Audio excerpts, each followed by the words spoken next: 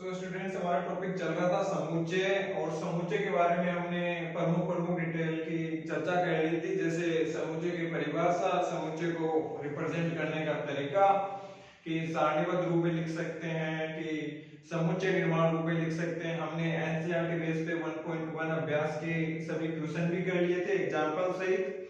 तो एक बार फिर से मैं थोड़ा सा इसका रिपीट कर देता हूँ कि समुच्चय क्या होता है, थोड़ी बता देता हूँ कि इसकी जो डेफिनेशन है कि सुनिश्चित तथा सुपरिभाषित भिन्न भिन्न अवयवों के संग्रह को ही हम समुच्चय कहते हैं। हमने कल संपूर्ण परिचर्चा की थी कि भाई संग्रह क्या होता है हमारे दैनिक जीवन में संग्रह, और जैसे मैथमेटिक्स में किस प्रकार संग्रह का उपयोग किया जाता है, समुच्चय क्या है, समुच्चय का सारणीबद्ध रूप क्या है, समुच्चय का समुच्चय निर्माण रूप क्या है, समुच्चय निर्माण रूप से सारणीबद्ध रूप में कैसे लिखा जाता है तथा सारणीबद्ध रूप से समुच्चय निर्माण रूप में कैसे लिखा जाता है, ये सभी डिटेल हमने फर्स्ट लेक्चर में परिचर्चा कर ली थी, जो 1.1 अभ्यास के अंतर्गत आता है, जिसमें लगभग 6 के लगभग क्वेश्चन थे और 3-4 एग्जाम्पल थे, वो सभी सॉल्व कर लिए थे। तो आज हम थोड़ा आगे बढ़ते हैं सेकंड लेक्चर के ऊपर, जहां हम बात करेंगे 1.2 अभ्यास। 1.2 अभ्यास में क्या क्या आता है, कौन कौन से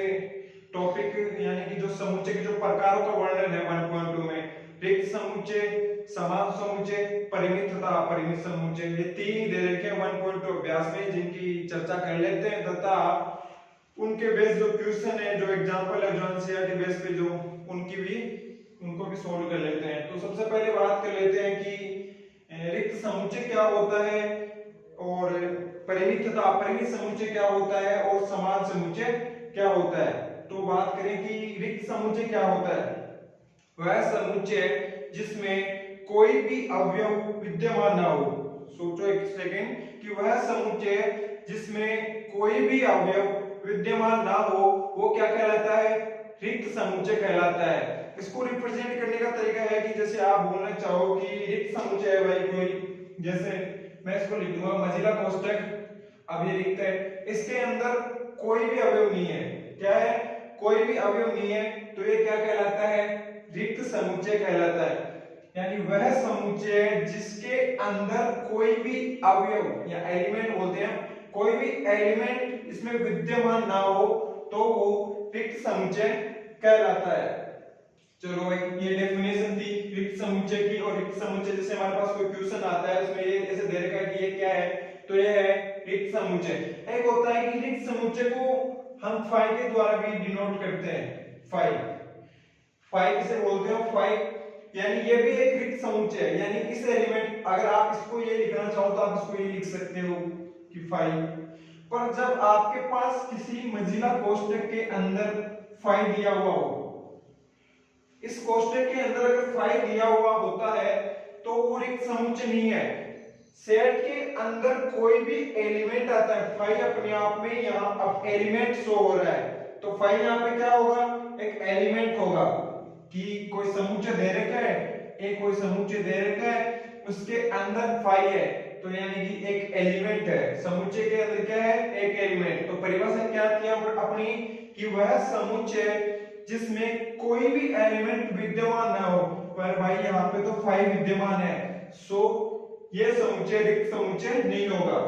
तो देखो ऐसे एक तो इस तरीके से रिप्रेजेंट करेंगे कि भाई खाली, यानी रिक्त समुच्चय, एक इसको डिनोट करने का तरीका होता है फाई, कि यहाँ के कोई अवयव विद्यमान नहीं है सेट में। और ये तो आपको बताया गया कि अगर सेट के अंदर फाई लिखा हुआ, अंदर अगर मझिला कोष्ठक के अंदर फाई आता है, तब वह रिक्त समुच्चय नहीं कहलाता है। जैसे अब मैं आपको इसको समुच्चय निर्माण रूप में लिख के दिखाता हूं कि कैसे क्या डेफिनेशन होती है। जैसे आप, हमारे पास कोई सेट दे रखा है, मान लो हमारे पास कोई सेट है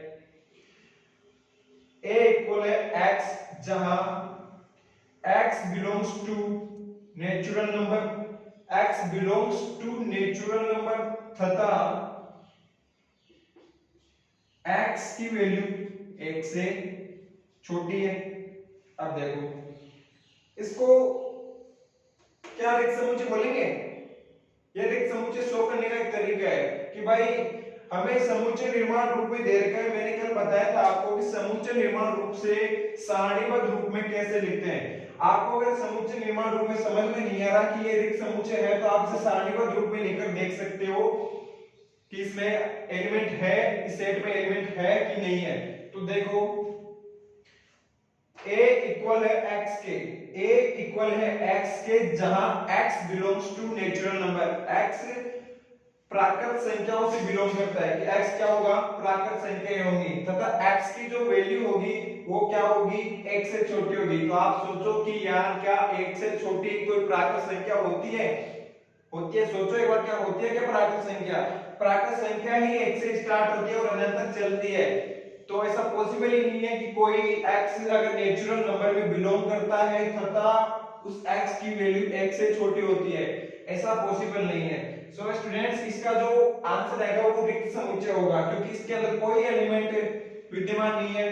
तो इसका आंसर क्या आएगा, 5। आप इसे सीधा भी लिख सकते हो कि भाई ये लो रिक्त समुच्चय। तो ये रिक्त समुच्चय को रिप्रेजेंट करने का तरीका है कि इसके अंदर कोई भी एलिमेंट नहीं है। मैं इसमें से कौन सा एलिमेंट लिखूं जो एक करो कि x नेचुरल नंबर में बिलोंग कर रहा है पर x खुद ही 1 से छोटा है, तो इसे रिप्रेजेंट क्या करूं? ये तो खुद रिक्त है, अपने आप में रिक्त है, कोई एलिमेंट नहीं है इसके अंदर, तो इसे हम बोलते हैं रिक्त समुच्चय। अब बात करते हैं अपन समान समुच्चय की। तो डेफिनेशन लिखते हैं पहले रिक्त समुच्चय की, फिर समान समुच्चय, फिर परिमित तथा अपरिमित समुच्चय के बारे में बात करते हैं, फिर इनके एग्जांपल तथा ट्यूशन देखते हैं।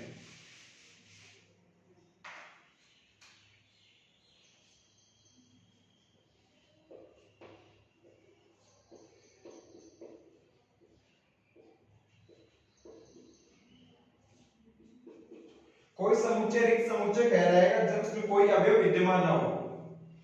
कोई भी सेट, कोई भी समुच्चय रिक्त समुच्चय कहलाएगा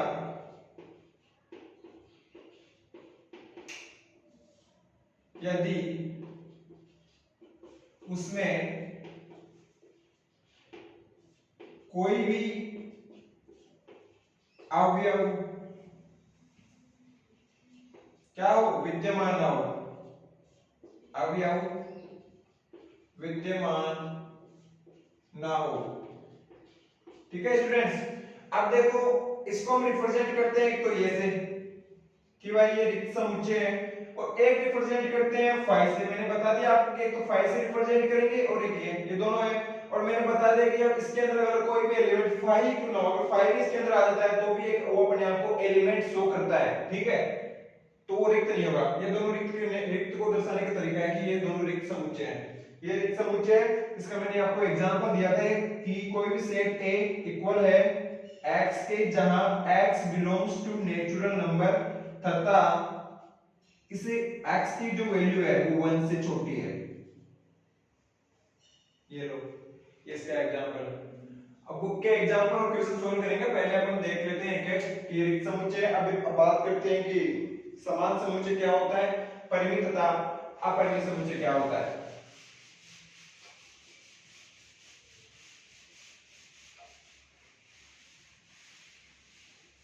परिमित तथा अपरिमित समुच्चय क्या होता है। सो स्टूडेंट्स देखो, अब समान समुच्चय क्या होता है। समान समुच्चय देखो, हमारे पास कोई सेट दे रखा है A तथा B। कोई सेट A तथा B समान समुच्चय कहलाएंगे। क्या कहेंगे? कोई भी सेट A तथा B समान समुच्चय कहलाएंगे यदि A B का उपसमुच्चय है तथा B A का उपसमुच्चय है, तब क्या होगा, A इक्वल B। यानी A का प्रत्येक एलिमेंट B के अंदर हो तथा B का प्रत्येक एलिमेंट A के अंदर हो, तब कोई सेट A इक्वल B कहलाएगा। चलो देखते हैं अपन इसका। मैं एक एग्जांपल देता हूं आपको। जैसे हमारे पास कोई सेट दे रखा है A is equal to 1 2 3 4 and फिर से 3। ठीक है, हमारे पास बी एग्जांपल दे रखा है 1 2 3 एंड 4। क्या ए का प्रत्येक एलिमेंट बी के अंदर है? क्या बी का प्रत्येक एलिमेंट ए के अंदर है? रिपीटेशन होने से कोई फर्क क्यों नहीं पड़ता है? हम वापस इसको रिपीट सेट को प्रॉपर तरीके से लिखेंगे तो 3 को हटा देंगे क्योंकि रिपीट करने वाला सेट मान्य होता ही नहीं है। तो ए का प्रत्येक एलिमेंट बी के अंदर है, बिल्कुल है, 1 भी है, 2 भी है, 3 भी है, 4 भी है। क्या बी का प्रत्येक एलिमेंट ए के अंदर है? हाँ, प्रत्येक एलिमेंट 1 भी है, 2 भी है, 3 भी है, 4 भी है। क्या फिर a इक्वल b, यानी ये दोनों कंडीशन फुलफिल होगी तो इक्वल b कहलाएगा। सो इसकी डेफिनेशन लिखते हैं अपन।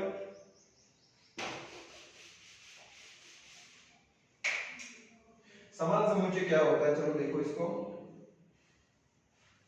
समुच्चय a तथा b समान समुच्चय कहलाएंगे यदि क्या? यदि ए उपसमुच्चय ए बी का उपसमुच्चय तथा बी ए का उपसमुच्चय, तब वो समान समुच्चय यानी ए इक्वल बी कहलाएंगे। ठीक है, मैंने आपको एग्जांपल दिया कि भाई कोई भी सेट है ए, उसके प्रत्येक एलिमेंट बी की। अब सबसे पहले आप गौर करो इस बात पे कि उपसमुच्चय क्या होता है, यानी ए बी का उपसमुच्चय। ए का प्रत्येक एलिमेंट बी के अंदर है, यानी ए बी का उपसमुच्चय है। ए बी का उपसमुच्चय है, ए का प्रत्येक एलिमेंट बी के अंदर तो है ही है। ए का प्रत्येक एलिमेंट क्या है? बी के अंदर तो है ही है। बी ए का उपसमुच्चय है, बी का प्रत्येक एलिमेंट ए के अंदर है। तो भाई क्या हुआ? ए इक्वल बी, दोनों ए इक्वल बी हो जाएंगे। परिभाषा समझो कि उपसमुच्चय क्या होता है, यानी ए का प्रत्येक एलिमेंट है बी के अंदर है। ए का प्रत्येक एलिमेंट अगर बी के अंदर, तो बचा क्या है? ए के अंदर सब कुछ बी के अंदर समा गया।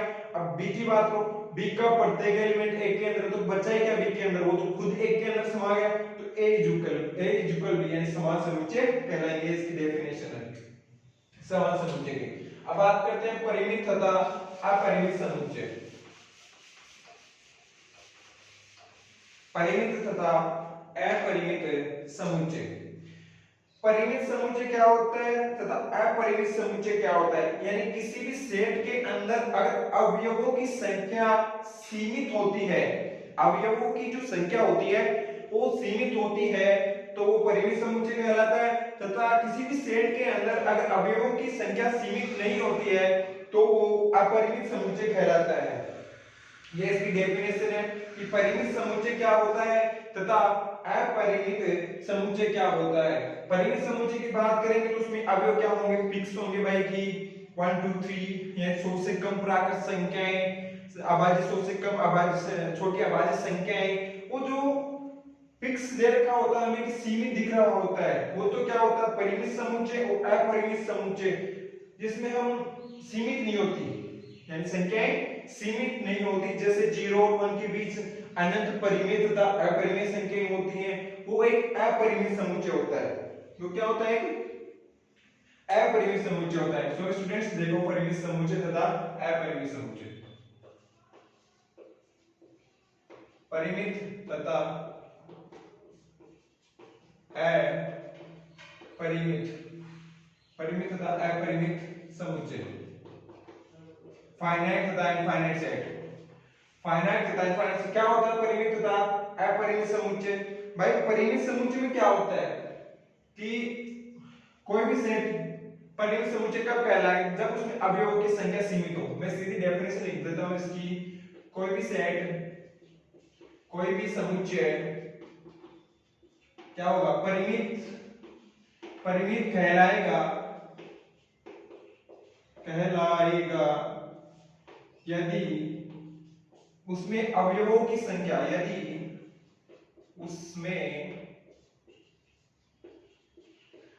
अवयवों की संख्या क्या है? लिखियो सीमित दे रखी हो, अवयवों की संख्या सीमित दे रखी हो। जैसे मैं आपको एग्जांपल दूं, a is equal to set देगा 1 2 3, ये भी क्या है कि परिमित समुच्चय है।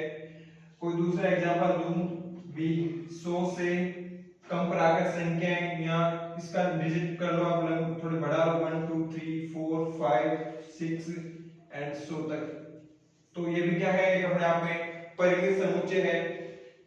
ये तो क्या है कि जो सीमित दिखता है उसे हम क्या बोलते हैं, परिमित समुच्चय बोलते हैं। जो अपने को सीमित तौर पे दिखता नहीं है, अगण्य दिखता है, वो क्या होता है, अपरिमित समुच्चय। तो इसके बाद नेक्स्ट डेफिनेशन की बात करते हैं कि अपरिमित समुच्चय क्या होता है। यहां पे चेक कर लेता हूं, कोई भी समुच्चय अपरिमित कहलाएगा यदि उसमें अवयवों की संख्या सीमित ना दे रखी हो। उसमें अवयवों की संख्या क्या सीमित ना दे रखी हो, तो क्या कहलाएगा, अपरिमित समुच्चय कहलाएगा। ये अपरिमित समुच्चय की डेफिनेशन हो गई है। ये अपरिमित समुच्चय क्या होता है, अपरिमित समुच्चय में जैसे 0 और 1 के बीच क्या होते हैं, अनंत परिमेय, हमारे पास कुछ सेट दे रखा है, यानी अंतराल भी, ये देखो अंतराल है, ये अंतराल होता है 0 1, ये भी अपने आप में एक अंतराल होता है, समवर्त विवर्त अंतराल बोलते हैं इसे। तो ये अंतराल है, तो अंतराल जो अपन नेक्स्ट 1.4 देखेंगे वहां पे हमें अंतराल का यूज भी मिलेगा, 1.3 में मिल जाएगा शायद, वहां पे अपन अंतराल का यूज करना भी सीखेंगे कि भाई अंतराल भी अपने आप में एक समुच्चय होता है। अंतराल भी अपने आप में क्या होता है, समुच्चय होता है। तो ये सेट दे रखा है अपने आप, सेट दे रखा है यहाँ पे, समुच्चय दे रखा है 0 और 1। तो 0 और 1 के बीच में अनंत परिमेय तथा अपरिमेय संख्याएं होती हैं, अनंत परिमेय तथा अपरिमेय संख्याएं। तो ये क्या सीमित समुच्चय है, यहाँ पे अपरिमित समुच्चय है। तो ये परिमित समुच्चय पॉसिबल ही नहीं है, क्योंकि इसमें अवयवों की संख्या सीमित है ही नहीं। तो ये क्या हो गया यहाँ पे, अपरिमित समुच्चय। सो स्टूडेंट्स, ये इसकी थ्योरी थी 1.2 की। 1.2 के अपन क्वेश्चन तथा एग्जांपल कर लेते हैं।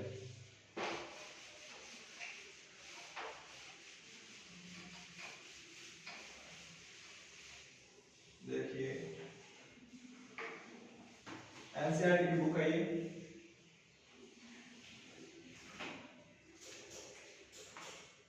देखिए ऐसे 1.2 क्या बोल रहा है 1.2 में। सबसे पहले बात कर लेते हैं इसका फर्स्ट एग्जांपल बताइए। फर्स्ट एक छठवां उदाहरण नंबर 6, 1.2 का जो उदाहरण नंबर 6 है वो क्या बोल रहा है, बताइए कि निम्नलिखित समुच्चय में कौन परिमित और कौन अपरिमित समुच्चय है, कौन परिमित तथा कौन अपरिमित समुच्चय है। तो देखिए स्टूडेंट, फर्स्ट दे रखा है आपके पास, फर्स्ट 6 उदाहरण नंबर 6 का फर्स्ट दे रखा है कि भाई बताओ कि x, जहां x belongs to natural number और x माइनस 1 और x minus 2 is equal to 0। अब नेचुरल नंबर दे रखा है, अब यहां से अगर x की वैल्यू निकालेंगे तो x इज इक्वल 1 एंड 2, दो वैल्यू प्राप्त होती है हमें। तो वो दो वैल्यू क्या है, ये सेट में शो हो रही है, हाँ बिल्कुल हो रही है। और ये क्या परिमित है, 1 और 2 परिमित है, भाई सीमित दिख रहा है हमें कि 1 और 2 सीमित है। तो ये नेचुरल नंबर भी है, कंडीशन भी फुलफिल हो रही है, तो ये क्या परिमित समुच्चय है, बिल्कुल सर ये परिमित समुच्चय है। नेक्स्ट देखो, छठवें का फर्स्ट था ये, छठवें का सेकंड देखो क्या बोलता है, छठवें का सेकंड बोल रहा है x belongs to natural number और x square is equal to 4 और x स्क्वायर इज इक्वल 4। ये हमारे पास कोई समुच्चय दे रखा है जहां x belongs to natural number और x square is equal to क्या दे रखा है, 4 दे रखा है। तो भाई यहां से देखो क्या आएगा, x स्क्वायर दे रखा है तो x बराबर प्लस माइनस 2 आएगा। और हमें क्या लेना है, ये कंडीशन क्या शो हो रही है कि हमें तो नेचुरल नंबर ही लेना है। तो नेचुरल नंबर आएगा, इसे -2 ले नहीं सकते, +2 लेंगे क्योंकि नेचुरल नंबर लेना है। तो यहाँ पे भाई 2 आ गया। तो क्या ये परिमित समुच्चय है, ये बिल्कुल अपने आप में क्या है, परिमित समुच्चय है। एक बार देखो ढंग से, इसको मैं वापस से बताने की कोशिश करता हूं। हमारे पास कोई भी समुच्चय दे रखा है x, जहां x belongs to natural number और x स्क्वायर की जो वैल्यू है वो 4 के इक्वल है। तो x की वैल्यू किसके इक्वल आएगी, +-2 के इक्वल आएगी। अब इसमें कंडीशन दे रखी है कि वो नेचुरल नंबर में बिलोंग करना चाहिए, यानी प्रत्येक x नेचुरल नंबर से बिलोंग करेगा, यानी उससे संबंधित होगा। तो x क्या -2 से संबंधित होगा? अगर कंडीशन दे रखी है कि नेचुरल नंबर में बिलोंग करेगा तो वो नेचुरल नंबर में ही बिलोंग करेगा, वो होल नंबर या जेड पूर्णांक संख्या में बिलोंग नहीं करेगा, तो यहाँ पर ओनली 2 ही आएगा। तो ये क्या है? परिमित समुच्चय। सो स्टूडेंट्स थर्ड देखिए, तीसरा क्या बोल रहे हैं? जो थर्ड है वो क्या कह रहा है? देखो थर्ड बोल रहा है कि x belongs to natural number और 2x - 1 बराबर 0 और 2x - 1 बराबर 0। क्या होगा? देखो यहां से x की वैल्यू आएगी 1/2। क्या ये नेचुरल नंबर है?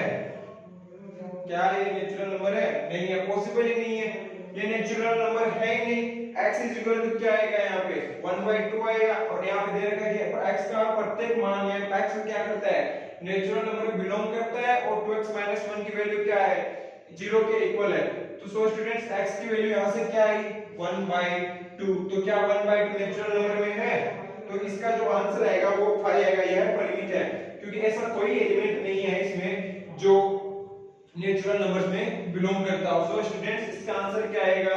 5। आप इसको सीधा ये से भी लिख सकते हो या इक्वल टू 5 ऐसा भी लिख सकते हो, आपकी जैसी चॉइस हो वैसा लिखें इसको, ऐसे आएगा। ठीक है स्टूडेंट्स, इसको इस तरीके से रिप्रेजेंट कर सकते हो, आप इस तरीके से रिप्रेजेंट कर सकते हो। पर हमें पूछ तो क्या, हमें पूछ क्या रहा है?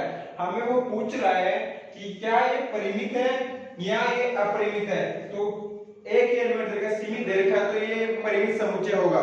ठीक है, अब नेक्स्ट क्वेश्चन की बात करते हैं अपन 6 का 4, छठवें का चौथा क्वेश्चन 6 का 4 देखोगे तो 6 का 4 क्या बोल रहा है? देखना कि x बिलोंग्स टू, कोई सेट दे रखा है हमें, x दे रखा है जहां x belongs to natural number और x एक अभाज्य संख्या है और x क्या है? x एक अभाज्य संख्या है। x एक क्या दे रखा है? अभाज्य संख्या।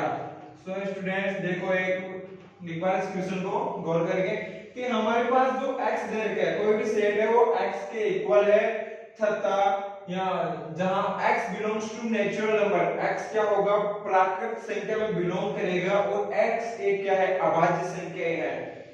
अभाज्य संख्या की बात करें तो अभाज्य संख्या अनंत तक चलेगी कि भाई अनंत तक अभाज्य संख्या चलेगी, तो अनंत तक अभाज्य संख्या चलेगी, जैसे मान लो 1 3 5 7 चलती रहेंगी 2।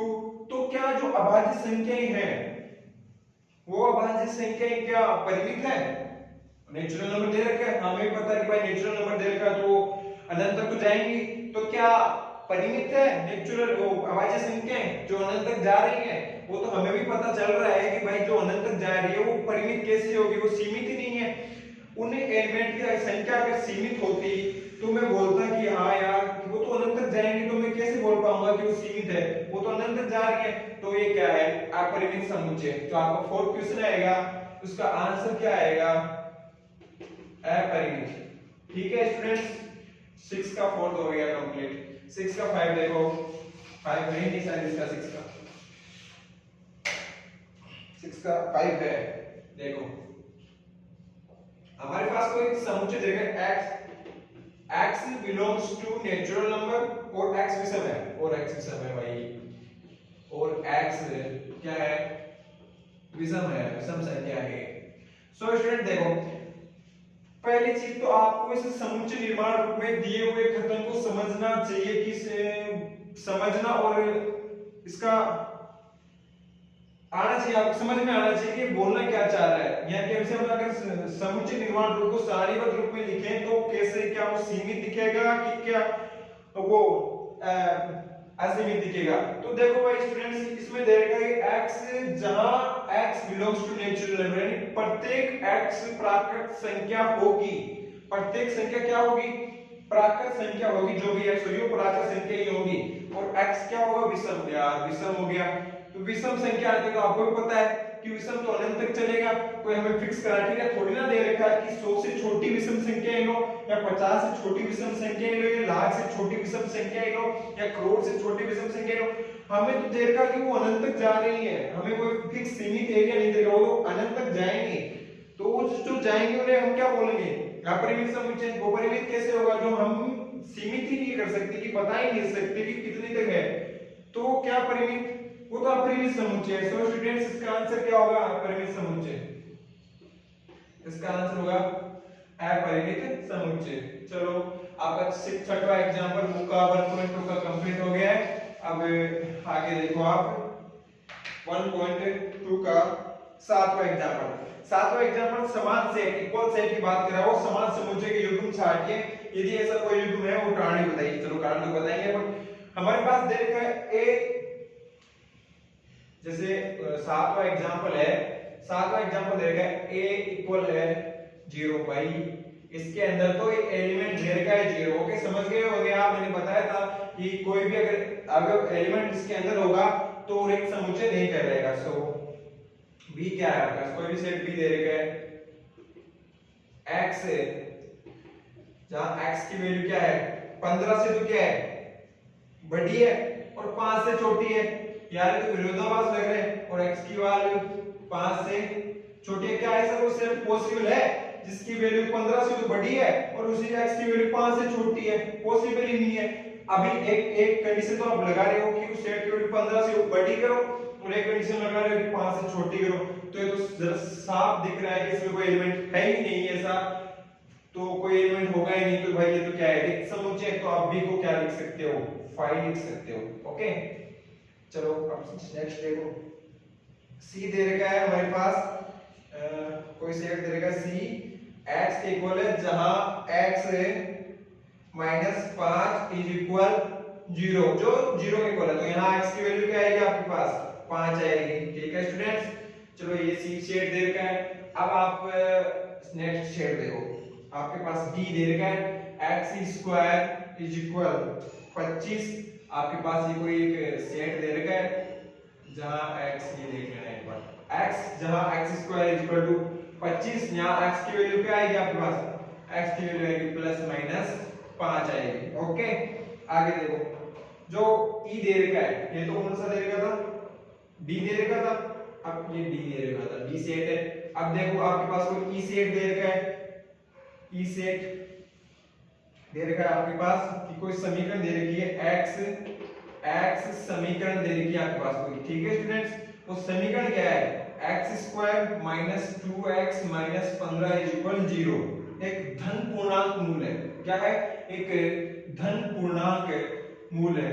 इसको देखो स्टूडेंट्स, क्या इसमें 0 पहले तो आप इसके इक्वल करो, क्या इसमें एक एलिमेंट है, इस एलिमेंट है, इसके अंदर 5 है, इसके अंदर 5 है, और इसके डी वाला जो बोल रहा था x² इज इक्वल टू 25, क्या वो ये सेट और वो सेट इक्वल है? जब वो अकेला अगर +5 होगा तब वो सेट इक्वल होगा, बट यहाँ पे वो सेट इक्वल नहीं होगा। चलो ये क्या देगा, x बराबर 5 दे देगा, x² - 2x - 15 दे देगा, तो x² - 2x - 15, क्या ये सेट क्या मान देगा यहाँ पे?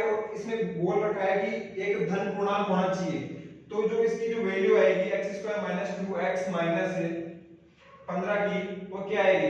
इसे हम क्या लिख सकते हैं, इस स्टूडेंट टुकड़े करो इसके, x² - 5x + 3x - 15 is equal to 0। इस रूप में आप लिख सकते हो इसे, जिसने बुक में इसको टुकड़ों में तोड़ नहीं रखा है और सीधा कर रखा है, सो समझने की कोशिश करना है इसको अपन क्या कर सकते हैं, x कॉमन लो यहाँ से, x - 5 + 3 कॉमन लो यहाँ से, x - 5 इज इक्वल टू 0।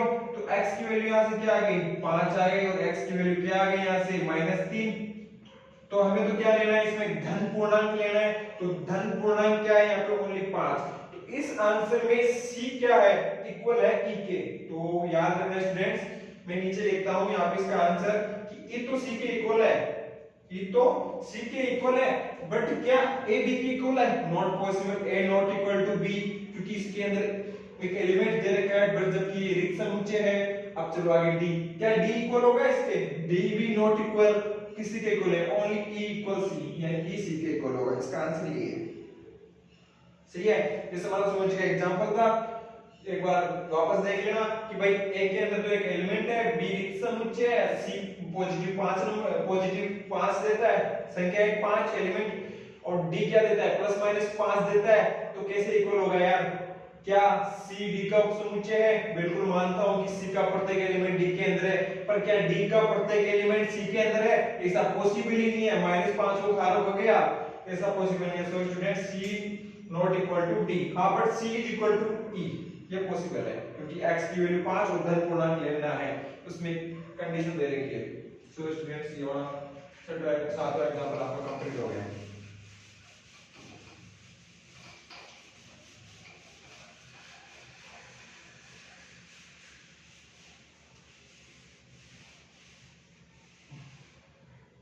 अब देखो आगे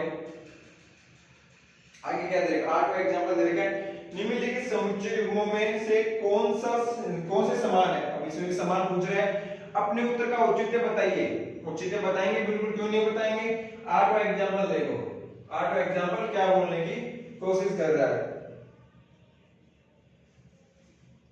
आठवां बोल रहा है भाई कि आठवां का प्रश्न देखो, x शब्द एलोय के अक्षरों का समुच्चय है। x शब्द क्या है? कोई x वर्ड है, वो a l, इसको सीधा लिख लेते हैं। मैं एक बार वापस ऐसे समझाने की कोशिश कर रहा हूं कि कोई भी सेट रिपीटिशन नॉट अलाउड, मुझे पता है कि रिपीटिशन नॉट अलाउड है, पर मैं आपको दिखा रहा हूं एक बार। तथा कोई बी समुच्चय दे रखा है आपको, बी समुच्चय दे रखा loyal l o y a l। अब सोचो, अब देखो एक बार, इसमें भी रिपीटिशन है, इसमें भी रिपीटिशन है, तो भाई एक ही आएगा, तू गायब हो जा। सही भाई, यहां भी एक ही आएगा, तू गायब हो जा।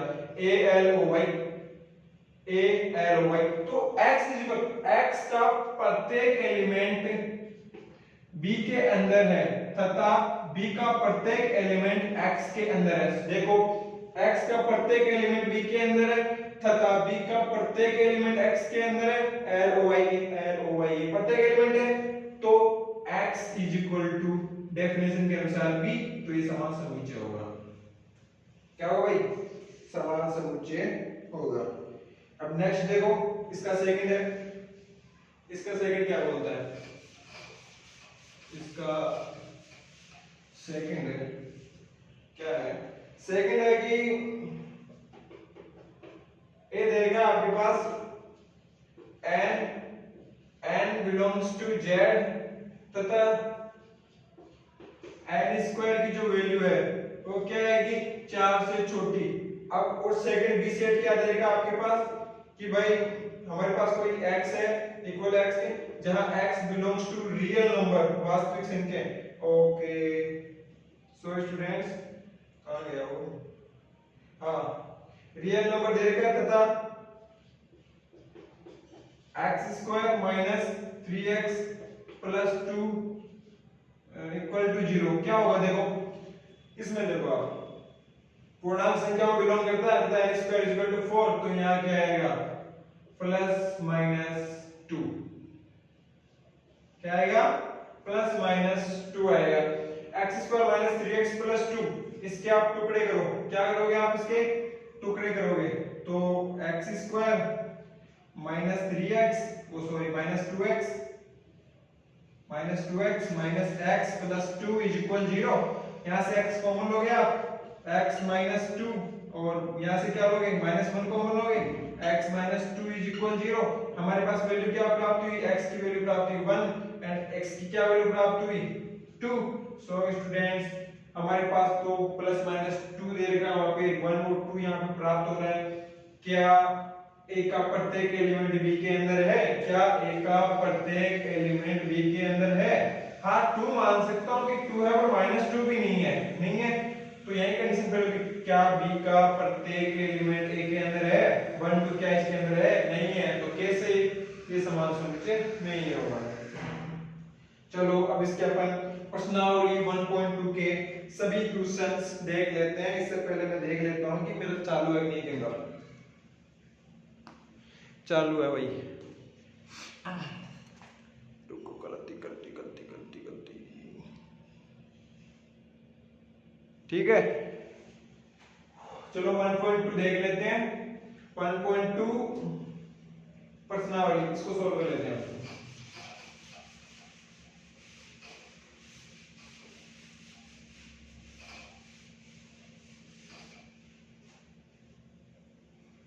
जो 1.2 प्रश्नावली दे रखी है, इसमें देखो निम्नलिखित में से कौन सा रिक्त समुच्चय है। अपनी बुक है, अपने पास, आपके पास अपनी बुक है, बुक खोलो, आराम से देखो, मैं बोल रहा हूं। जो निम्नलिखित में से कौन से रिक्त समुच्चय के उदाहरण है, हमें बताना है कि कौन सा रिक्त समुच्चय है। फर्स्ट क्या बोला, 2 से भाज्य विषम प्राकृत संख्या। अरे यार 2 से प्राकृत और विषम संख्या, 2 से क्या कभी विषम संख्या डिवाइड हुई थी कभी? जिंदगी में पॉसिबल नहीं है।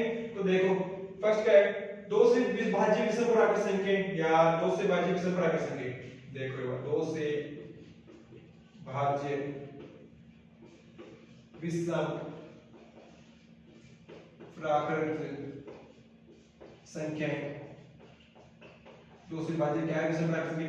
भाई 2 से भाज्य विषम प्राकृत संख्याएं कैसे पॉसिबल है? क्या 2 में आप 3 का भाग दे सकते हो? सॉरी, क्या 3 में 2 का भाग दे सकते हो? आप नहीं दे सकते ना। तो दिख रहा है पूरी समुच्चय, ऐसा कोई एलिमेंट नहीं आएगा जो विषम हो और वो 2 से विभाजित हो जाए।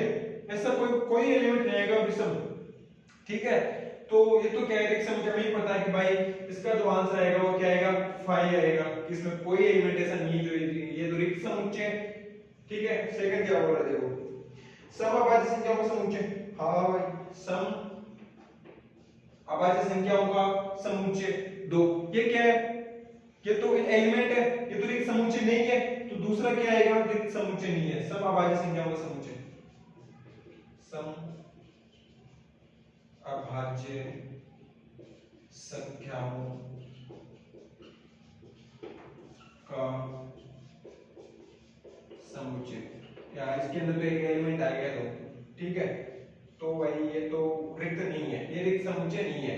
सो स्टूडेंट सेकंड रिक्त नहीं है, फर्स्ट रिक्त समुच्चय। थर्ड देखो, थर्ड क्या बोल रहे हैं, थर्ड बोल रहा है कि x, ये कोई भी सेट हो x के इक्वल है, जहां x एक क्या है, x एक है, x एक प्राकृत संख्या। x क्या है, प्राकृत संख्या है। x की वैल्यू क्या है, 5 से तो छोटी है, साथ ही x की वैल्यू 7 से बड़ी है, साथ ही x की वैल्यू 7 से। अरे यार कैसे पॉसिबल है? आप एक तरफ बोलना चाह रहे हो कि x की वैल्यू 5 से छोटी होनी चाहिए और एक तरफ बोलना चाह रहे हो कि x की वैल्यू 7 से बड़ी होनी चाहिए। समुच्चय में बचेगा क्या? समुच्चय में तो खाली रह गया, कोई एलिमेंट ही नहीं आएगा उसके अंदर। कंडीशन देखो आप, 5 से छोटी तो 7 से बड़ी, 5 कोई एलिमेंट ही नहीं है इसके अंदर। 5 से छोटी, एक तो कंडीशन दे रहे कि समुच्चय किस 5 से छोटा होना चाहिए तो 7 से बड़ा होना चाहिए। 5 से छोटा होगा ना तो आप 7 से बड़ा कहां से लाओगे? ये देखो, तो इसका क्या आएगा, 5। थर्ड का आंसर आएगा 5। ओके, फोर्थ देखो, फर्स्ट का फोर्थ, फर्स्ट का फोर्थ क्या बोलना चाह रहा है कि y दे रखे हैं हमें यहां पे y किन्हीं भी दो समांतर रेखाओं का विनिष्ट बिंदु, किन्हीं भी दो समांतर रेखाओं का विनिष्ट बिंदु है यार, किन्हीं भी दो समांतर रेखाओं, किन्हीं भी दो समांतर रेखाओं का उपविष्ट, अपनी बुक में देखें वहां समझ में आएगा, उपविष्ट बिंदु, ठीक है। अरे यार क्या आप बता सकते हो कि कोई भी दो समांतर रेखाओं का उपविष्ट बिंदु हो सकता है क्या? कोई भी, मान लो मेरे पास कोई एक रेखा है, ये एक रेखा है, इनका क्या कोई उपविष्ट बिंदु हो सकता है? समांतर रेखाओं का कभी उपविष्ट बिंदु नहीं होता। क्या रेखा इसकी ऊपर है? ऊपर तो है ही नहीं, ये संपाती कहां पे, ऊपर कहां पे है? ये ऊपर है ही नहीं, तो समांतर रेखाओं का उपविष्ट बिंदु कहां पे होगा? तो ये तो बिल्कुल फाई है। कोई इसका अगर आपको रेखा पर देखना चाहो, ये लो, कौन सा बिंदु विनिष्ट बिंदु आएगा इसका? कोई सा बिंदु विनिष्ट नहीं आएगा। सो स्टूडेंट्स, कोई भी दो समांतर रेखाओं का कोई भी विनिष्ट बिंदु नहीं होता है। सो यहाँ पे क्या होगा, 5, यानी ये भी क्या है, रिक्त समुच्चय है। ओके, फर्स्ट क्वेश्चन हो गया मेरे हिसाब से, बचा ही गया इसमें, फर्स्ट हो गया पूरा कंप्लीट है। सेकंड क्वेश्चन, 6 क्वेश्चन है इसमें, थोड़ा फास्ट करने की कोशिश करते हैं अपन इसको। सेकंड वाला क्वेश्चन क्या बोल रहा है? सेकंड क्वेश्चन बोल रहा है कि निम्नलिखित समुच्चय में से कौन सा परिमित और कौन सा अपरिमित समुच्चय है? कौन सा परिमित तथा कौन सा अपरिमित समुच्चय है? फर्स्ट देखो क्या परिमित है कि नहीं है, कि वर्ष के महीनों का समुच्चय। 4 वर्ष के महीने, वर्ष के महीने हमें पता है कि 12 महीने होते हैं, तो वर्ष के 12 महीनों का समुच्चय यानी सीमित संख्या, सीमित दे रखा है, हमें पता है सीमित दे रखा है कि 12 महीने होते हैं, तो ये क्या है परिमित समुच्चय। तो फर्स्ट का आंसर क्या आएगा परिमित, फर्स्ट का आंसर क्या आएगा परिमित। ओके सेकंड देखो 1 2 3 डैश डैश डैश इंफिनिटी प्राकृत संख्याओं का समुच्चय, क्या है प्राकृत संख्याओं का समुच्चय, वो भी 1 2 3 डैश डैश डैश दे रखा है। तो भाई हमें आगे की संख्या पता ही नहीं कहां तक जा रही है, अनंत तक जा रही है, तो अनंत करे क्या सीमित है वो संख्या कभी सीमित हो ही नहीं सकती, जो अनंत तक जा रही है वो संख्या कहां सीमित होगी, वो तो पता ही नहीं। अनंत में से आप कितना ही कम कर लो, अनंत में से आप कितना ही कम कर लो अनंत ही रहेगा, जो हमें ज्ञात हो वो अनंत कैसे होगा, अनंत हो हमें ज्ञात करके हो ही नहीं सकता। अनंत में से अगर आप समुद्र में से एक 2 बाल्टी पानी निकाल लो तो आपको फर्क पड़ेगा समुद्र को, कुछ फर्क नहीं पड़ेगा, वो तो समुद्र है। तो अनंत में से अगर कुछ कम भी कर लो तो क्या फर्क पड़ता है, तो सीमित नहीं है, वो अपरिमित है, बहुत लंबा है, ठीक है। तो भाई ये क्या है अपरिमित समुच्चय, अपरिमित समुच्चय सेकंड वाला अपरिमित समुच्चय। थर्ड देखो, थर्ड क्या देखो 1 2 3 डैश डैश डैश 99, ओके 100 दे रखा है। तो ये क्या परिमित परिमित है क्योंकि सीमित दे रखा 100 तक की सभी प्राकृत संख्याएं दे रखी है, तो ये तो क्या हो गया सीमित समुच्चय, सीमित है तो परिमित समुच्चय, तो भाई इसका आंसर होगा परिमित। समझने की कोशिश करें कि मैं परिमित कब बोल रहा हूं और अपरिमित कब बोल रहा हूं, इस चीज पे फोकस करें कि मैं क्यों बोल रहा हूं अपरिमित और परिमित, ठीक है। 3 तक हो गए, सेकंड का। अब चौथा देखें 100 से बड़े धन पूर्ण, अरे यार 100 से बड़े पर बताया नहीं कितने बड़े कहां तक है, 100 से बड़े धन पूर्णांक, धन पूर्णांक तो अनंत तक चलते हैं, 100 से बड़े धन पूर्णांकों का समुच्चय। अरे यार आपको पता है कि यार 100 से बड़े अनंत तक जाएंगे तो कैसे सीमित होगा, वो तो एक तरीके से अपरिमित समुच्चय। परिभाषा पे फोकस करें, जो डेफिनेशन दी गई है उस डेफिनेशन को बार-बार देखें कि ऐसा क्यों हो रहा है, क्यों परिमित बोल रहा हूं मैं, क्यों अपरिमित बोल रहा हूं मैं, इतने एग्जांपल करा दिए उसमें आपको समझ में आ गया होगा कि मैं क्यों परिमित बोलने की कोशिश कर रहा हूं, क्यों अपरिमित बोलने की कोशिश कर रहा हूं। 99 से छोटे अभाज्य पूर्णांकों, अब मैं फिक्स दे रहेगा कि 99 से छोटे अभाज्य पूर्णांकों का समुच्चय, ये क्या है 99 से छोटे अभाज्य पूर्णांकों का समुच्चय। देखो पांचवा 99 से छोटे अभाज्य, क्या तरीका अभाज्य पूर्णांकों का समुच्चय। अब यहाँ पे क्या दे दिया पूर्णांक, क्या दे दिया पूर्णांक संख्या दे दी, तो क्या है कि 99 से छोटे अभाज्य पूर्णांकों का समुच्चय, ये भी एक तरीके से अपरिमित है, ये भी क्या होगा भाई एक तरीके से अपरिमित समुच्चय होगा। सो स्टूडेंट्स दूसरा क्वेश्चन आपका पूर्ण क्या कंप्लीट हो चुका है, परिमित अपरिमित को इस तरीके से समझने की कोशिश करें कि मैं क्यों परिमित और क्यों अपरिमित बोल रहा हूं। थर्ड क्वेश्चन, निम्नलिखित समुच्चय में से प्रत्येक के लिए बताइए कौन परिमित और कौन अपरिमित। थर्ड क्वेश्चन फिर परिमित अपरिमित, चलो थर्ड वाला करते हैं कि निम्नलिखित समुच्चय में से प्रत्येक के लिए बताइए कौन परिमित है और कौन अपरिमित समुच्चय है। x x के समांतर रेखा का समुच्चय, x x के अंतर्गत समांतर रेखा अनंत अनंत अनंत अनंत चलती रहेगी, x x के अंतर्गत तो अनंत समांतर रेखा हो सकती है। जो थर्ड का जो फर्स्ट आंसर आएगा वो क्या आएगा अपरिमित। भाई कहां सीमित ही नहीं है, कहां तक देखोगे अनंत तक, अनंत तो कुछ जो अनंत को जान गया वो अनंत ही कैसा हुआ, फिर जो अनंत को ही जान गया वो अनंत ही कैसा, ये वाली चीज माइंड में बिठा के रखो कि जो अनंत को ही जान गया वो अनंत ही कैसा, तो सीमित ही नहीं है। फर्स्ट का अपरिमित। सेकंड देखो, सेकंड क्या है अंग्रेजी वर्णमाला के अक्षरों का समुच्चय बाय 26 वर्णमाला के 26, ये तो हमें पता होना चाहिए कि वर्णमाला के एक परिमित समुच्चय फिक्स सीमित दे रखे हैं अंग्रेजी वर्णमाला के, तो परिमित आएगा, ये तो आप भी समझदार परिमित। ओके थर्ड देखो, थर्ड क्या होना चाह रहा है उन संख्याओं का समुच्चय जो और 5 का गुणज हो, 5 का गुणज चलता रहेगा भाई अनंत तक, कोई फिक्स नहीं देगा कि 50 तक ही निकाल लो आप, अनंत तक चलता रहेगा, अनंत तक जो चलता रहेगा वो सीमित कैसा हुआ, तो ये क्या हो गया अपरिमित, यानी 5 का गुणज हो या 2 का गुणज हो या कितने का गुणज हो वो अनंत तक जाएगा, वो तो अपरिमित ही होगा। थर्ड हो गया ठीक है। चलो नेक्स्ट देखो आप, फोर्थ देखो, पर्टिकुलर एनिमल जानवरों का समुच्चय। हाँ, जानवरों के अपन जनगणना कर सकते हैं, ये वाला पॉसिबल है, सीमित है वो कोई अनंत की ओर नहीं जा रहा, वो सीमित है। तो चौथा, इस थर्ड का फोर्थ क्या हो जाएगा, परिमित। थर्ड का फोर्थ हो जाएगा परिमित। पांचवा देखो, मूल बिंदु 0 से होकर गुजरने वाले वस्तुओं का समुच्चय। अगर मान लो मूल बिंदु दे रखा है कोई 0 उससे गुजरने वाले वस्तुओं का समुच्चय क्या है, जहां बढ़ता रहेगा, अनंत है, तो ये भी क्या हो गया, अपरिमित। पांचवे का आंसर क्या आएगा, अपरिमित। ठीक है स्टूडेंट्स, ये हमारा तीसरा क्वेश्चन था जो हमने बहुत जल्दी कर लिया है, क्योंकि आपको इसने एग्जांपल दे दिए परिमित अपरिमित के, जिससे ये पॉसिबल हो गया करना। फोर्थ देखो, निम्नलिखित में बताइए कि a बराबर b। अब हम समान समुच्चय के क्वेश्चन करते हैं। अब हम समान समुच्चय के क्वेश्चन करते हैं। फोर्थ क्वेश्चन देखिए स्टूडेंट्स, जो फोर्थ क्वेश्चन है वो क्या बोल रहा है, देखो स्टूडेंट्स, निम्नलिखित में बताइए कि a बराबर b है अथवा नहीं है। फर्स्ट में देखो क्या a बराबर b है नहीं है।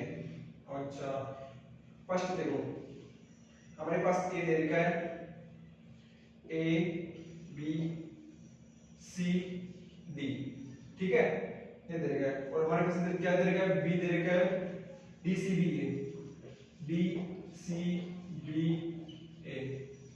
सो स्टूडेंट देखो, क्या a का प्रत्येक एलिमेंट b के अंदर है, a b c d है, बिल्कुल है। क्या b का प्रत्येक एलिमेंट a के अंदर है, हाँ, a b c d।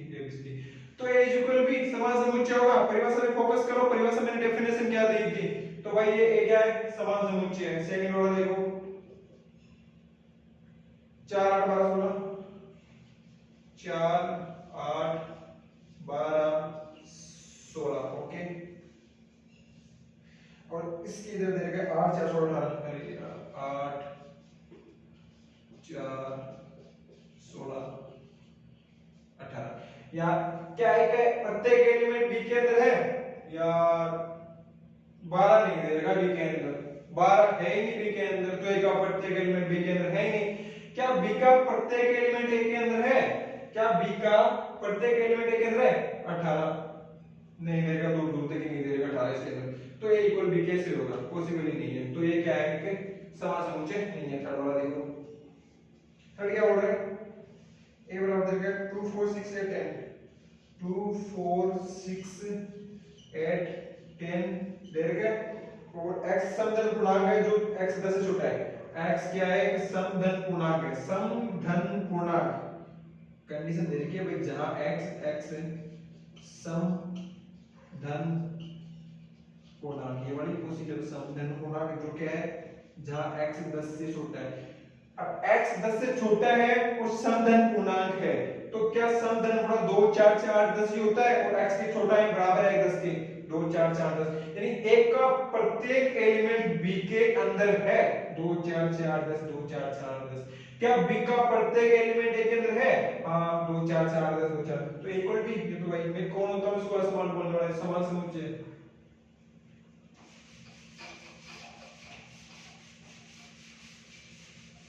ठीक है, अब फोर्थ देखो, फोर्थ क्या बोल रहा है, फोर्थ ए दे रखा है x संख्या 10 का एक गुणज है, x कोई एक सेट दे रखा है a जो इक्वल है x के, जहां x दे रखा है आपको संख्या 10 का एक गुणज है, 10 का एक क्या दे रखा है, गुणज है, ठीक है। अब इधर देखो b क्या दे रखा है, b दे रखा है आपके पास 10, अरे यार 15 क्या 10 का गुणज होता है क्या, 20 25। ओके स्टूडेंट्स देखो यार, 10 का एक गुणज है, 10 20 30 40 50 60 70 80 90 100, ये बोल सकता हूं मैं, पर क्या मैं ऐसे बोल सकता हूं 10 15 20, तो 5 का दे रखा है यार, पागल बना दिया, 5 का पूरा कहां दे रखा है, ये बोलता है कि हां मान लेते 5 का, पर क्या 10 का एक गुणज है, क्या एक 10 का गुणज है, दूर दूर तक नहीं है। क्या एक का प्रत्येक एलिमेंट b के अंदर है, मुझे दिखाओ, क्या एक का प्रत्येक एलिमेंट b के अंदर है, क्या b का प्रत्येक, चलो मान लेते हैं कि a का प्रत्येक एलिमेंट b के अंदर है, मान क्या लेते हैं 10 20 30 सीरीज चलती रहेगी तो ए का प्रत्येक एलिमेंट जो बी के अंदर है, पर क्या बी का प्रत्येक एलिमेंट ए के अंदर है?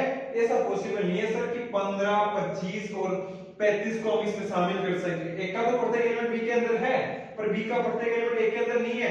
So students A not equal to B, तो ये समान समुच्चय नहीं है। फोर्थ ये सब कंप्लीट हुआ आपका। लास्ट क्वेश्चन है पांचवा देखिए स्टूडेंट, निम्नलिखित समुच्चय युग्म समान है, कारण सहित बताइए। समान है तो बता देते हैं भाई कारण सहित क्या है, दिक्कत है इसमें। पांचवा देखिए, ए देगा आपके पास 2 3, ए देगा 2 एंड 3 देगा आपके पास 2 एंड 3। अब बोल रहा है कि बी है आपके पास, कोई समीकरण दे रही है आपके x, जहां x समीकरण दे रही है, समीकरण x square plus 5x plus 6x square plus 5x plus 6 okay बराबर 0 का एक है, बराबर 0 का एक है। शुरू करते हैं। देखिए 2 3 दे रखा है, x square plus 5x plus 6 के टुकड़े करना पड़े, जब तक x square plus 5x plus 6 क्या लिख सकता हूं मैं इसको students, x square plus 3x plus 2x plus 6, तो इसको कॉमन लो, x को x प्लस 3 एंड 2 कॉमन लो, यहां से 2 कॉमन लोगे तो x प्लस 3 क्या प्राप्त होगा यहाँ पे, x plus 2 is equal to 0 और x plus 3 is equal to 0, minus 2 and minus 3 हमारे पास सेट में क्या प्राप्त हुआ, माइनस 2 एंड माइनस 3। और ये क्या बोलना चाह रहा है ये कि निम्नलिखित समुच्चय को कारण सहित बताइए, क्या a और b इक्वल है? पॉसिबल नहीं है, दूर दूर तक इक्वल नहीं है ये तो, माइनस 2 माइनस 3 समान समुच्चय कोई पॉसिबल ही नहीं है। So students this is not equal set, तो ये क्या हो जाएगा, ये समान समुच्चय नहीं है। फर्स्ट इसका 5 का फर्स्ट समान समुच्चय नहीं है। सेकंड वाला देखो, कारण से बताना था, इससे ज्यादा कारण क्या होगा यार। सेकंड देखो, सेकंड क्या बोल रहे हैं, a इज इक्वल x, जहां x शब्द फॉलो का एक्सेल है, शब्द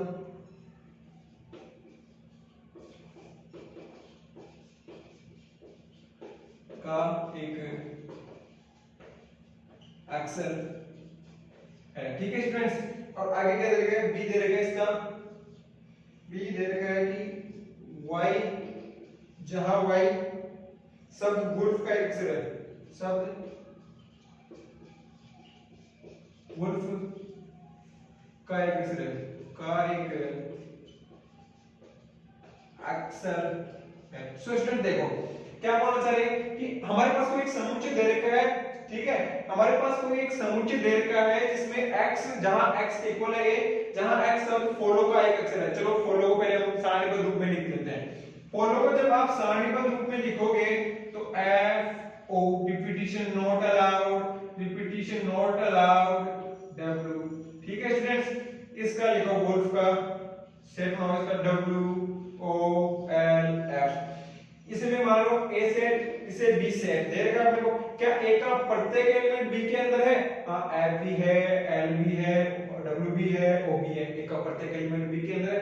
क्या स्टूडेंट्स b का प्रत्येक एलिमेंट a के अंदर है, w भी है, l भी है, o भी है, f भी है, तो a का प्रत्येक एलिमेंट b के अंदर है, b का प्रत्येक एलिमेंट a के अंदर है, तो डेफिनेशन के अनुसार स्टूडेंट्स ये हो जाएगा a is equal to b, यानी कि एक इक्वल सेट है, यानी एक समान समुच्चय है। चलो स्टूडेंट्स ये आपका क्वेश्चन कंप्लीट हो गया कॉन्सेप्ट के साथ, आपने इसका औचित्य भी दिया है।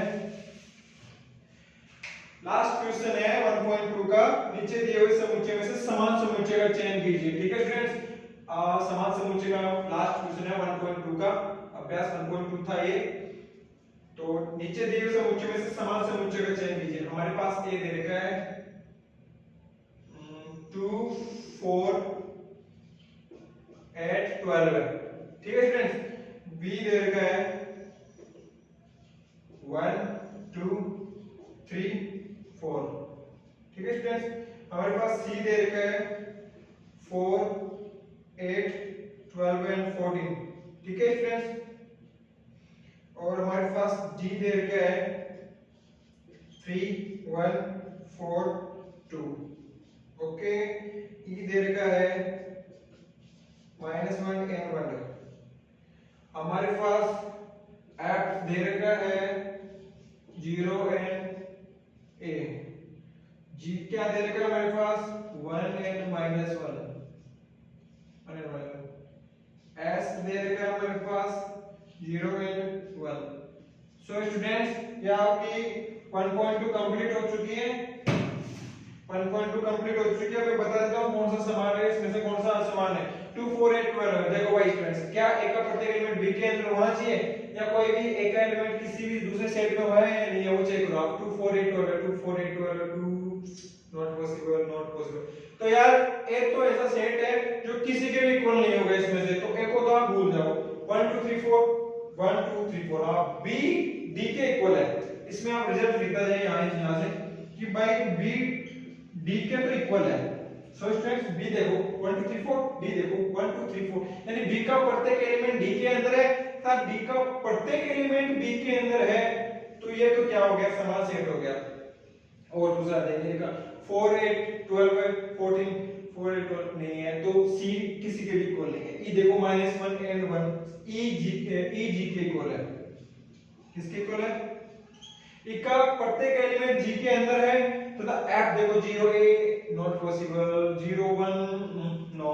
तो b इक्वल है d के तथा d इक्वल है b के, e इक्वल है g के तथा g इक्वल है e के। आप ऐसा ही बोल सकते हो कि b का प्रत्येक एलिमेंट d के अंदर है तथा e का प्रत्येक एलिमेंट g के अंदर है। मतलब ये सेट क्या है, d का जो प्रत्येक एलिमेंट आएगा ना वो तो d के अंदर है और d का प्रत्येक एलिमेंट b के अंदर है। समझ ये तो परिभाषा दे रखी थी कि b d का उपसमुच्चय है तथा d b का उपसमुच्चय है, तब b equal to d। e g का उपसमुच्चय है तथा g e का उपसमुच्चय है।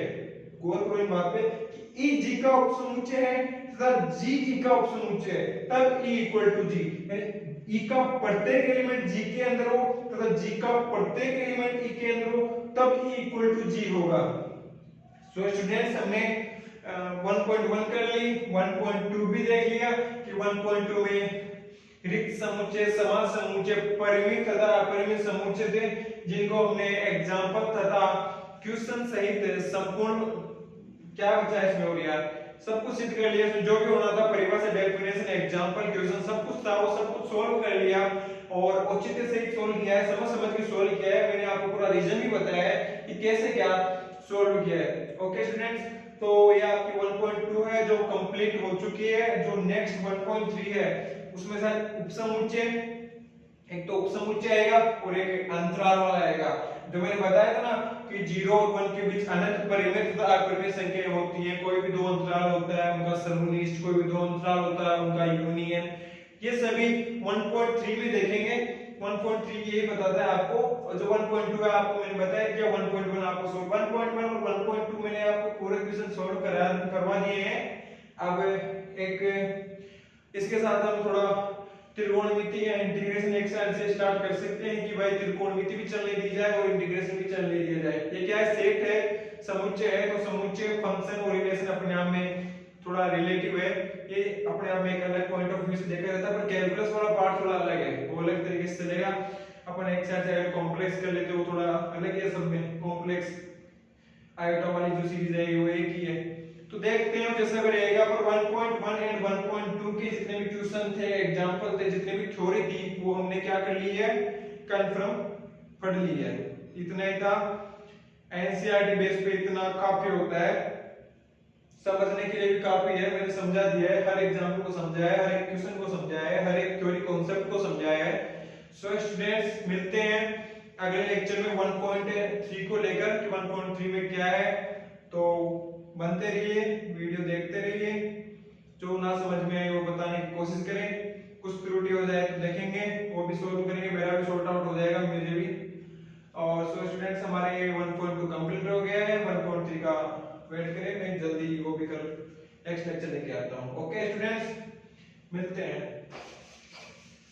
1.3 को लेकर। आराम से होने वाले टॉपिक है, इतनी कोई बड़ी वाली बात है भी नहीं इसमें कि यार समुच्चय है। इसमें थोड़ा समझने वाला है कॉन्सेप्ट, कैसे मैंने बोला 5 वैसे क्यों लिखते हैं, मंजिला पुस्तक में ये रिक्त होता है, कोई समुच्चय खुद से बिलोंग कभी नहीं करता, कोई उपसमुच्चय क्या होता है, ए बी का उपसमुच्चय बी ए का उपसमुच्चय तब ए इक्वल टू बी, ये चीजें समझने वाली चीजें हैं। जब आप समझोगे कि ए का प्रत्येक एलिमेंट बी के अंदर है तथा बी का प्रत्येक एलिमेंट ए के अंदर है, ये थोड़ा मैं बोलूं ना परिभाषा तो उसको गौर किया करें, सब समझ में आ जाएगा, इतनी कोई दिक्कत वाली बात नहीं है, आराम से आ जाएगा। ठीक है स्टूडेंट्स, तो मिलते हैं फिर अगले लेक्चर में। ठीक है, धन्यवाद।